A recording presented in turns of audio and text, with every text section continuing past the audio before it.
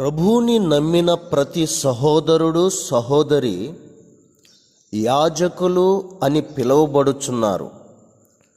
ప్రభువును నమ్మిన మనలను ఆయన రక్తములో కడిగి ఉన్నాడు. కడిగిన వానికి మహిమ ప్రభావములు యుగయుగములు కలుగునుగాక.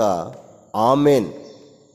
ఆయన మనలను తన తండ్రి అయిన దేవునికి ఒక రాజ్యముగాను రాజులైన యాజక సమూహముగా చేసి ఉన్నాడు.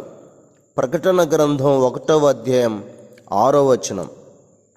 ఒక కాలమున యాజకులు బలులు అర్పించేవారు. అయితే ఈనాడు కూడా మనం బలులు అర్పించాలి. అవి ఏ బలులు? విరిగి నలిగిన మనస్సు మనము దేవునికి అర్పించాలి.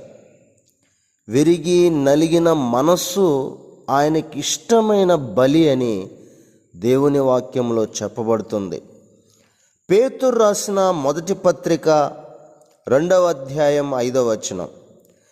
పరిశుద్ధ యాజకులుగా ఉండి మందిరముగా కట్టబడుచు దేవునికి అనుకూలమైన ఆత్మ సంబంధమైన బలులు అర్పించాలి.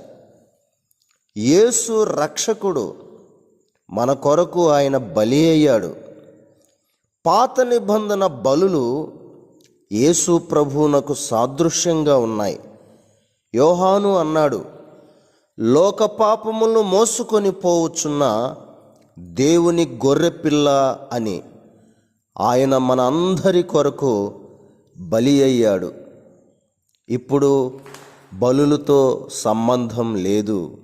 యేసుక్రీస్తు ప్రభువారు ఆయన మన కొరకు మరణించి సమాధి చేయబడి తిరిగి లేచాడు. ప్రభువైన యేసునందు విశ్వాసముంచుము, అప్పుడు నీవును నీ ఇంటివారు రక్షించబడుదురు.